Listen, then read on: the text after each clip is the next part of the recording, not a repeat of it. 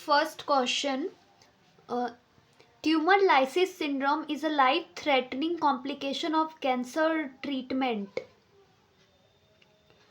तो यह कहा जाए ट्यूमर लाइसिस जो सिंड्रोम होता है ये जानलेवा कॉम्प्लिकेशन है कैंसर के ट्रीटमेंट के दौरान। तो इसका रीज़न देखते हैं, सही है या गलत है। तो ट्यूमर लाइसिस सिंड्रोम में होता क्या है, इसका रीज़न दिया हुआ है rapid destruction of cancerous cell के डिस्ट्रॉय होने से, नष्ट होने से, खत्म होने से, रिलीज इंट्रासेलुलर कंटेंट, सेल के अंदर के कंटेंट रिलीज होते हैं जैसे पोटाशियम, फॉस्फेट और uric acid into the blood stream. तो ये बिल्कुल सही है। ट्यूमर लाइसिस सिंड्रोम का मतलब ही यही है कि हमारा कैंसरस सेल डिस्ट्रॉय होता है और उससे पोटेशियम, फॉस्फेट और यूरिक एसिड रिलीज होता है ब्लड स्ट्रीम में। तो both assertion reason are true. Assertion first. Gram stain and culture are essential investigation for diagnosis gonorrhea in women with abnormal vaginal discharge. तो ग्राम स्टेन और culture जो है एक इसेंशियल जरूरी इन्वेस्टिगेशन है डायग्नोज करने के लिए गोनोरिया की, और फीमेल्स में गोनोरिया है या नहीं है ये डायग्नोज करने के लिए हम लोग ग्राम स्टेन और कल्चर की करते हैं। तो जब बहुत एबनॉर्मल वेजिना से डिस्चार्ज हो रहा हो तो इसका रीज़न है Neisseria gonorrhoea is a gram negative diplococcus, या नाइजेरिया गोनोरिया एक ग्राम निगेटिव डिप्लोकोकस बैक्टीरिया है that can be identify using microscopy and confirm by culture और नेट। हाँ, ये माइक्रोस्कोप से आइडेंटिफाई कर सकते हैं बट इसको कन्फर्म हम लोग करते हैं नेट। नेट एक गोल्ड स्टैंडर्ड मेथड है डिटेक्शन के लिए नाइजेरिया गोनोरिया का। नेट का फुल फॉर्म होगा न्यूक्लिक एसिड एम्पलीफिकेशन टेस्ट। तो both A and B assertion और रीजन दोनों ही सही है। ग्रामस्टेन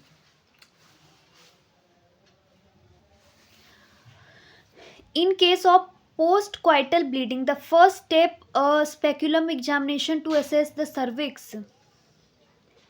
जब पोस्ट क्वाइटस यानी जो सेक्सुअल प्रोसेस होता है वो करने के बाद हमारा जो ब्लीडिंग होता है उसको एग्जामिनेशन को हम लोग स्पेकुलम के हेल्प से असेस करते हैं, सर्विक्स का एग्जामिनेशन करते हैं।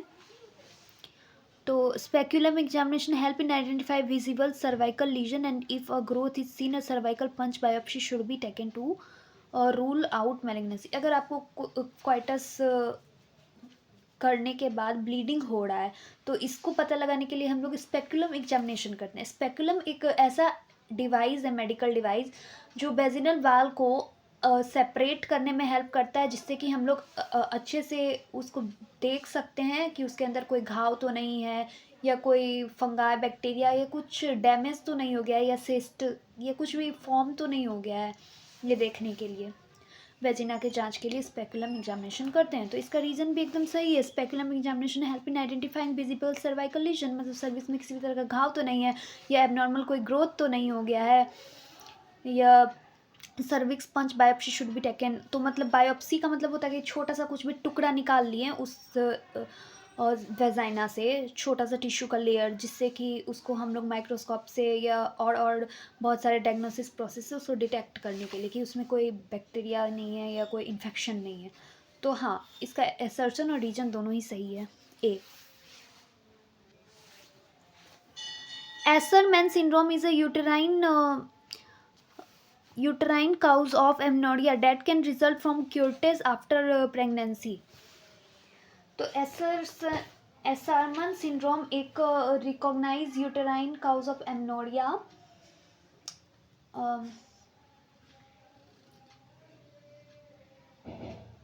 एसरमन सिंड्रोम एक ऐसा यूटरस का कंडीशन है जिसमें कि हमारे यूटरस में स्कार्स का फॉर्मेशन हो जाता है और हमारा इंडोमेट्रियम का लेयर पूरी तरह से डैमेज हो जाता है।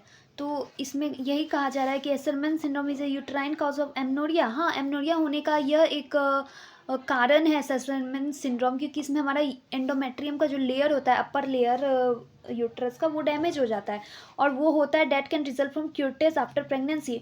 मतलब प्रेगनेंसी के बाद जो क्यूरटेज होता है, एक क्यूरेट नाम का एक मेडिकल डिवाइस होता है जिसका यूज करते हैं हम लोग छोटे से टिश्यूज़ को निकालने के लिए वेजाइना और यूट्रस से। तो उसका और यूट्रस को क्लीन करने के लिए प्रेगनेंसी के दौरान, तो उसके कारण हमारा इंडोमेट्रियम का लेयर डैमेज हो जाता है।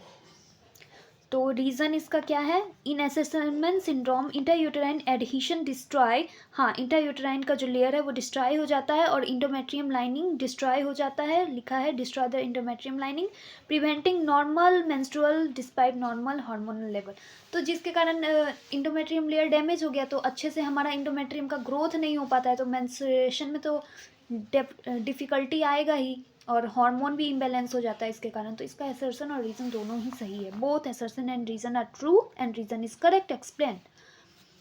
Thank you for watching my video. Please guys like share and subscribe my YouTube channel. Please जल्दी से जल्दी मेरे यूट्यूब चैनल को ज़्यादा से ज़्यादा व्यूज़ और सब्सक्राइब करें और शेयर भी करें।